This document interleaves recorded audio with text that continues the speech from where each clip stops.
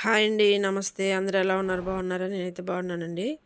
ఈరోజు రాగి ఇడ్లీ, అది కూడా పనసాకు పొట్ల ఇడ్లీ తయారు చేస్తున్నాను.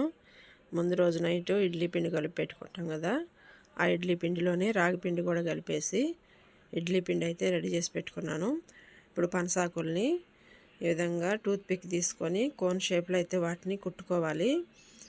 తర్వాత మనం తీసుకున్న ఇడ్లీ పిండిలో అయితే సాల్ట్ కలిపేసి ఈ కోన్లలో అయితే నింపి పెట్టుకోవాలండి ఇడ్లీలు.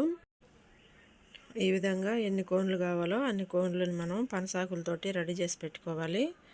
ఇప్పుడు రెడీగా ఉంచుకున్న ఇడ్లీ పిండిలో అయితే ఈ కోన్లలో వేసుకోవాలి. కొద్దిగా వెళ్తుండే విధంగా వేయాలి.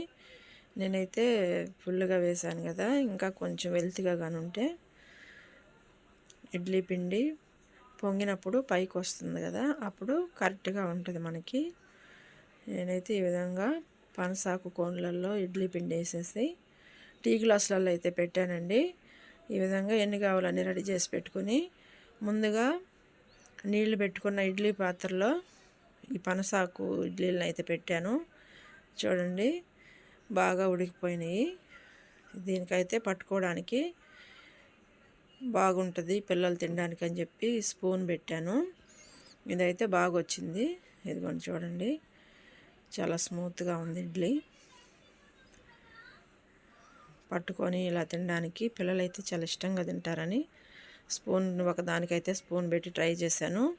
మిగతా వాటిని నార్మల్గానే పెట్టాను.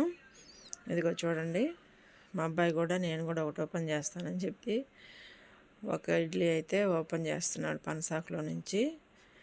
చాలా స్మూత్గా చాలా బాగా వచ్చాయి. స్మెల్ కూడా చాలా మంచిగా వస్తుందండి. చూడండి, లోపల కూడా బాగా ఉడికిపోయినాయి ఇడ్లీలు, చాలా స్మూత్గా ఉన్నాయి.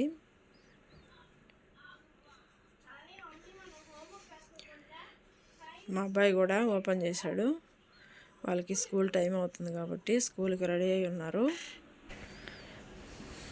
ఇప్పుడు చట్నీతోటి పనసాకు పొట్ల ఇడ్లీ ఇంకా నార్మల్ ఇడ్లీ మా పిల్లలిద్దరికైతే టిఫిన్ పెట్టేశాను. పిల్లలిద్దరూ ఇడ్లీ టేస్ట్ చాలా బాగుందని చెప్పారు. రాగి పొట్ల ఇడ్లీ వీడియో ఎలా అనిపించిందో కామెంట్ చేయండి. అలాగే రాగి పొట్ల ఇడ్లీ మీకు నచ్చినట్లయితే లైక్ చేయండి, షేర్ చేయండి, సబ్స్క్రైబ్ చేసుకోండి. థ్యాంక్ యూ ఫర్ వాచింగ్ అండి.